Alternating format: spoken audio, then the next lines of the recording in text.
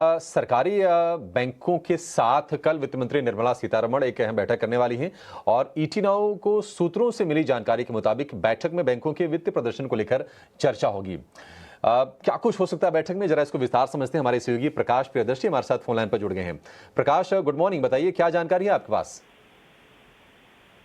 देखिए, इम्पोर्टेंट बैठक है, एनुअल रिव्यू मीटिंग है। जो पीएसयू बैंक्स हैं उनके फाइनेंशियल परफॉर्मेंस की अगर बात करें, जिसमें कई इम्पोर्टेंट एस्पेक्ट्स हैं जिस पर फोकस किया जाएगा।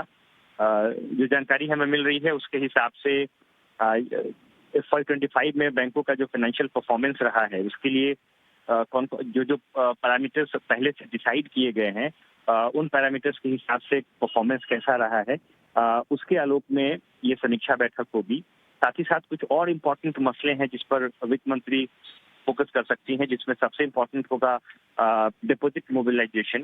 जैसा कि आपको पता है कि पीएसयू बैंक्स के जो डिपॉजिट हैं उसमें गिरावट देखने को मिली है और ये एक चिंता की बात है। और वित्त मंत्री पहले भी इस मसले पर बैंकों को आगाह कर चुकी हैं कि वो जरूरी कदम उठाएं, कंज्यूमर सेंट्रिक स्टेप्स लें ताकि जो डिपॉजिट है उसमें बढ़ोतरी लाने में मदद मिले।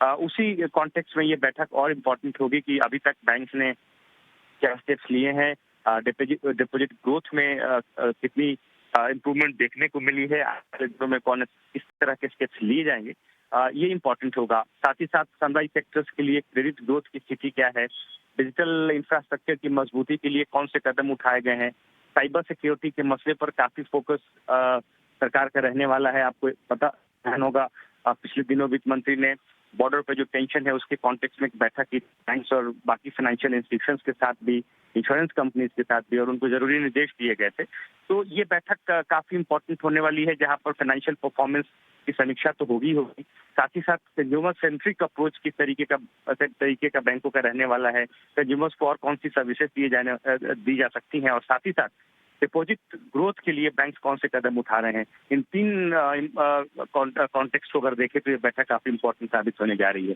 तो सभी बैंकों के जो प्रमुख हैं इस बैठक में शामिल होंगे, डीएफए सेक्रेटरी इस बैठक में शामिल होंगे, और उम्मीद ये की जा रही है कि बैठक के बाद सरकार की तरफ से बयान जारी किया जाएगा कि आने वाला जो चालू वित्त वर्ष है उसमें बैंकों के लिए क्या टारगेट निर्धारित किया गया है और कौन कौन से जरूरी कदम उठाए जा रहे हैं। ठीक है प्रकाश, बहुत शुक्रिया। तो डिजिटल इंफ्रा हो गया, इसके अलावा साइबर सिक्योरिटी हो गया, ये तो खैर रूटीन वाली चीज़ें हैं, लेकिन जो कंसर्न रहा है बैंकों के लिए वो रहा है डिपॉजिट ग्रोथ का। और तनाव ये है कि अगर रेट कट घट रहे हैं तो डिपॉजिट रेट भी घटते हैं, फिर पैसे आएंगे कैसे बैंकों में, ये थोड़ा सा चैलेंजिंग ज़रूर हो जाता है। लेकिन